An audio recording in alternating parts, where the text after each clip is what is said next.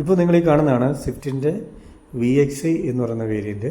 Already നമ്മൾ ZXi പ്ലസിൻ്റെ video ചെയ്തതാണ്. കാണാത്തവർക്ക് നമ്മളുടെ ബട്ടണിൽ കൊടുത്തിട്ടുണ്ട്, പോയി കാണാവുന്നതാണ്. അപ്പോൾ കുറേ പേര് എൻ്റെ VXiയുടെ ഡീറ്റെയിൽസ് ചോദിച്ച് വിളിച്ചിട്ടുണ്ടായിരുന്നു. അവർക്ക് വേണ്ടിയിട്ടുള്ള വീഡിയോസാണ് മെയിനായിട്ട് ഇത്. നമ്മൾ VXi ZXi പ്ലസും നമ്മളുടെ വ്യത്യാസമാണ് മെയിനായിട്ട് നോക്കുന്നത്. ZXi പ്ലസിൽ LED പ്രൊജക്ടർ, ഹെഡ് ലാമ്പും DRലും ഒക്കെ നമുക്ക് വരുന്നുണ്ട്. നമുക്ക് VXiലോട്ട് വരുമ്പോൾ നമുക്ക് കാണുന്നത് ഹാലജൻ പ്രൊജക്ടറാണ്. അതേപോലെ തന്നെ നമുക്ക് അവിടെ നേരത്തെ DRലുണ്ടായിരുന്നു. ആ DRലിൻ്റെ സ്ഥാനത്ത് നമുക്കിവിടെ നോക്കിയാൽ കാണാം ജസ്റ്റ് ഒരു ക്രോം പ്ലേറ്റ് ഇങ്ങനെ നീളത്തിൽ ഇങ്ങനെ അതേ ഷേപ്പിൽ തന്നെ ക്രോം പ്ലേറ്റ് കൊടുത്തിരിക്കുന്നത് കാണാം. താഴോട്ട് വന്നു കഴിഞ്ഞാൽ ബമ്പറിൽ നമുക്ക് ഫോഗ് ലാമ്പ് വരുന്നില്ല, ZXi പ്ലസിൽ മാത്രമാണ് വരുന്നത്. ആക്സസറീസ് ചെയ്യാവുന്നതാണ്. പിന്നെ ഗ്രില്ലൊക്കെ സെയിം നമ്മൾ പ്ലസിൽ കണ്ട മാതിരിയുള്ള സെയിം ഗ്രില്ല് തന്നെയാണ്. ഇനി സൈഡിലോട്ടൊക്കെ വന്നു കഴിഞ്ഞാൽ നമുക്ക് കാണാം അതേ രീതിയിലുള്ള ബോഡി കളേഴ്സ്, ഡോർ ഹാൻഡിൽസും കാര്യങ്ങളൊക്കെ തന്നെയാണ് VXiയിലും വരിക. ടേണിംഗ് ഇൻഡിക്കേറ്റർ മിററിൽ തന്നെയാണ് കൊടുത്തിട്ടുള്ളത്.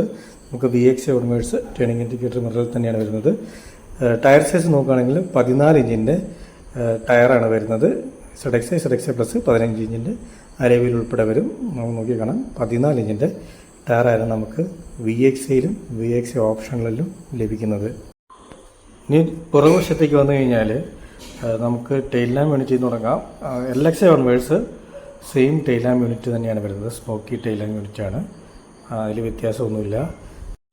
അതേപോലെ തന്നെ top mounted brake lamp unit നമുക്ക് LXi ഓൺവേഴ്സ് തന്നെ ലഭിക്കുന്നുണ്ട്. പിന്നെ VXiയിൽ നമുക്ക് ഡീഫോഗർ വരുന്നുണ്ട്. വാഷറും വൈപ്പറും ZXi ഓൺവേഴ്സേ ലഭിക്കുന്നുള്ളൂ. ഇനി റിയർ ബമ്പറിലോട്ട് വന്നു കഴിഞ്ഞാൽ റിവേഴ്സ് പാർക്കിംഗ് സെൻസേഴ്സും അതുപോലെ തന്നെ 2 റിഫ്ലക്റ്റേഴ്സും കൊടുത്തിരിക്കുന്നത് കാണാൻ സാധിക്കും. അത് LXi ഓൺവേഴ്സും ഇതേപോലെ തന്നെയാണ് നമുക്ക് കാണാൻ സാധിക്കുന്നത്. ഇനി ഇൻറ്റീരിയർ സൈഡിലെ വ്യത്യാസങ്ങളൊക്കെ നോക്കാം. ആദ്യമേ നമുക്ക് ഡോർ പാഡിലോട്ട് നോക്കി കഴിഞ്ഞാൽ ഇലക്ട്രിക്കലി അഡ്ജസ്റ്റബിൾ ആയിട്ടുള്ള മിറേഴ്സാണ് വരുന്നത്. അതിൻ്റെ നോബ് കാണാം. തൊട്ട് താഴെ ശരിക്കും ഇലക്ട്രിക്കലി ഫോൾഡബിളിൻ്റെ സ്വിച്ച് വരേണ്ടതാണ്, അതിവിടെ ഇല്ല. VXiയിൽ നമുക്കത് അവൈലബിൾ അല്ല. പിന്നെ സെൻട്രൽ ലോക്കിൻ്റെ സ്വിച്ചും 4 ഡോർ പവർ വിൻഡോ സ്വിച്ചും കാര്യങ്ങളൊക്കെ വരുന്നുണ്ട്. ചെറിയൊരു ആംറെസ്റ്റ് വരുന്നുണ്ട്. അത്യാവശ്യം ഒരു പ്രീമിയം ഫീൽ തന്നെ നമുക്ക് ഡോർ പാഡിൽ കാണാൻ സാധിക്കും.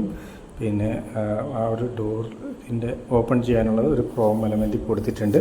ചുറ്റും ഒരു ട്രയാങ്കിൾ പാറ്റേണും നമുക്ക് എല്ലാ വേരിയൻറ്റിലും കാണാൻ സാധിക്കും. പിന്നെ ഒരു വാട്ടർ ബോട്ടിൽ ഹോൾഡർ ഉണ്ട്. അത് ഒരു 1/2 ലിറ്ററിൻ്റെ ബോട്ടിൽ വെക്കാനേ ഉള്ള സ്പേസ് അതിനകത്തുള്ളൂ.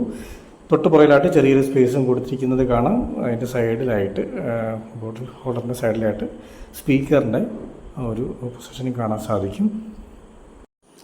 ഇനി അകത്തോട്ട് കയറി കഴിഞ്ഞാൽ സാധാ ഒരു സ്റ്റിയറിംഗ് വീല് തന്നെയാണ് വരുന്നത്.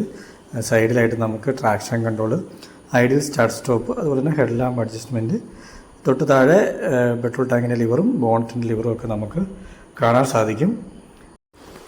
പിന്നെ ഒരു പ്രധാനപ്പെട്ട കാര്യമെന്ന് പറയുന്നത് നമുക്ക് പഴയ സ്വിഫ്റ്റിൽ VXi onwards seat heat adjustment വരുന്നുണ്ടായിരുന്നു. പുതിയ സ്വിഫ്റ്റിൽ ZXi ഓൺവേഴ്സാണ് നമുക്കത് ലഭിക്കുന്നത്. പിന്നെ ക്ലസ്റ്ററിലോട്ട് വന്നു കഴിഞ്ഞാൽ പറയത്തക്ക മാറ്റങ്ങളൊന്നും തന്നെ ഇല്ല. നമുക്ക് അനലോഗ് സ്പീഡോമീറ്റർ തന്നെയാണ് നമുക്ക് ഇതിലും വരുന്നത്. ഫുൾ ഓപ്ഷനിലോട്ട് പോകുമ്പോൾ നമുക്ക് MID വരുന്നുണ്ട്, മൾട്ടി ഇൻഫർമേഷൻ ഡിസ്പ്ലേയും കാര്യങ്ങളൊക്കെ വരുന്നുണ്ട്. പിന്നെ സ്റ്റിയറിംഗ് വീലിലോട്ട് നോക്കിക്കഴിഞ്ഞാൽ ഫ്ലാറ്റ് ബോട്ടം സ്റ്റിയറിംഗ് വീല് തന്നെയാണ് ഉള്ളത്. മാരുതിയുടെ തനത് സ്റ്റൈലിലുള്ള സ്റ്റിയറിംഗ് വീല് തന്നെയാണ്. അതിൽ വോളിയം കൺട്രോൾസും അതുപോലെ തന്നെ കോൾ എടുക്കാനും കട്ട് ചെയ്യാനും വോയിസ് കമാൻഡും ബട്ടൺസൊക്കെ കൊടുത്തിട്ടുണ്ട്. ഇനി നമ്മൾ സെൻട്രൽ കൺസോൾ നോക്കുകയാണെന്നുണ്ടെങ്കിൽ 7 ഇഞ്ചിൻ്റെ സ്മാർട്ട് പ്ലേ പ്രോ എന്ന് പറയുന്നൊരു ടച്ച് സ്ക്രീൻ ഇൻഫോർടൈൻമെൻറ്റ് സിസ്റ്റമാണ് നമുക്ക് ഇതിൽ ലഭിക്കുന്നത്. ഈസി ആയിട്ട് നമുക്ക് മനസ്സിലാക്കാനും അതുപോലെ തന്നെ കൈകാര്യം ചെയ്യാനും സാധിക്കുന്ന രീതിയിലുള്ളൊരു സോഫ്റ്റ്വെയർ തന്നെയാണ് മാരുതി ഇതിൽ കൊണ്ടുവന്നിട്ടുള്ളത്. താഴോട്ട് വന്നു കഴിഞ്ഞാൽ നമുക്ക് ഡിജിറ്റലായിട്ടുള്ള AC ആണ് വരുന്നത്. ഓട്ടോ AC അല്ല, ഡിജിറ്റൽ AC ആണ് വരുന്നത്. നമുക്ക് പഴയ ബലേനിലൊക്കെ കാണുന്ന രീതിയിലുള്ള ഒരു AC സിസ്റ്റമാണ് നമുക്ക് ഇതിൽ ലഭിക്കുന്നത്. താഴെയായിട്ട് വന്നു കഴിഞ്ഞാൽ നമുക്ക് ഫോൺ ചാർജ് ചെയ്യാനും അതുപോലെ തന്നെ USB-ക്കുള്ള കണക്ടിവിറ്റിയുടെ പോർട്ടും കാര്യങ്ങളൊക്കെ കൊടുത്തിട്ടുണ്ട്. ഇതിൽ നമുക്ക് വയർലെസ് ചാർജ് വരുന്നില്ല. വയർലെസ് ചാർജ് നമുക്ക് ZXi ഓൺവേഴ്സാണ് നമുക്ക് ലഭിക്കുന്നത്. പിന്നെ ബാക്കിയുള്ള ബോട്ടിൽ ഹോൾഡറും കാര്യങ്ങളും പഴയ സ്വിഫ്റ്റിൽ കാണുന്ന പോലെ തന്നെയാണ് നമുക്ക് പുറകിലും. അതുപോലെ തന്നെ AC വെൻ്റ് ZXi ഓൺവേഴ്സാണ് ലഭിക്കുന്നത്. ഇവിടെ പകരം നമുക്കൊരു ബോട്ടിൽ ഹോൾഡർ കമ്പനി കൊടുത്തിട്ടുണ്ട്. ഓവറോൾ നല്ല ലെഗ് റൂമും അതേപോലെ തന്നെ ഹെഡ് റൂമും നമുക്ക് പുതിയ സ്വിഫ്റ്റിലും ലഭിക്കുന്നുണ്ട്. ഇനി നമുക്ക് അതിൻ്റെ റിയർ സൈഡ് നോക്കാം. റിയർ സൈഡിൽ അതിന് പറയത്തക്ക വ്യത്യാസങ്ങളൊന്നുമില്ല. നമുക്ക് ഡോർ സൈഡിലോട്ട് വന്നു കഴിഞ്ഞാൽ പവറിൻ്റെ കാര്യങ്ങളും അതുപോലെ തന്നെ ചെറിയൊരു ബോട്ടിൽ ഹോൾഡറാണ് കൊടുത്തത്. 1/2 ലിറ്ററിൻ്റെ ഒരു ബോട്ടിൽ ഹോൾഡർ തന്നെയാണ് റിയർ സൈഡിലും വരുന്നത്.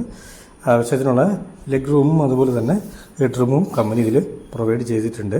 നേരത്തെ പറഞ്ഞ പോലെ VXL നമുക്ക് റിയർ ഏസിയും കാര്യങ്ങളൊന്നും വരുന്നില്ല. പിന്നെ ഹെഡ് റെസ്റ്റ് വരുന്നത് ഇൻറ്റഗ്രേറ്റഡ് ആയിട്ടാണ്, സ്പ്ലിറ്റഡ് അല്ല. സ്പ്ലിറ്റഡ് വരുന്നത് നമുക്കിത് ZXi ഓൺവേഴ്സാണ്. ഇനി ഇതിൻ്റെ ബൂട്ട് സ്പേസ് വരുന്നത് 265 ലിറ്ററാണ്. നല്ലൊരു മികച്ച ബൂട്ട് സ്പേസ് തന്നെയാണ് പുതിയ സ്വിഫ്റ്റിലും കമ്പനി കൊടുത്തിട്ടുള്ളത്. ജാക്കിയുടെയൊക്കെ പൊസിഷനിങ് എന്ന് പറയുന്നത് പഴയ സ്വിഫ്റ്റിലുള്ളതുപോലെ തന്നെയാണ്, വ്യത്യാസം വരുന്നില്ല. പിന്നെ നമുക്ക് താഴെയായിട്ട് നമുക്ക് അതിൻ്റെ സ്പെയർ വീലും നമുക്ക് കാണാൻ സാധിക്കും. എൻജിൻ റൂമിലോട്ട് വന്നു കഴിഞ്ഞാൽ പറഞ്ഞ പോലെ തന്നെ 1.3 സിലിണ്ടർ Z12E എൻജിനാണ് പുതിയ സ്വിഫ്റ്റിന് വരുന്നത്. അത്യാവശ്യം നല്ല മൈലേജ് 25 മൈലേജ് പ്രൊവൈഡ് ചെയ്യുന്നുണ്ട്. പഴയ സ്വിഫ്റ്റിനേക്കാളും എന്തുകൊണ്ടും പുതിയ സ്വിഫ്റ്റിൻ്റെ ഡിസൈൻ തന്നെയാണ് എനിക്കിഷ്ടപ്പെട്ടത്. നിങ്ങളുടെ അഭിപ്രായം എന്താണെന്നുള്ളത് നിങ്ങൾ കമൻറ്റ് ബോക്സിൽ ഇട്ടുകൊള്ളുക.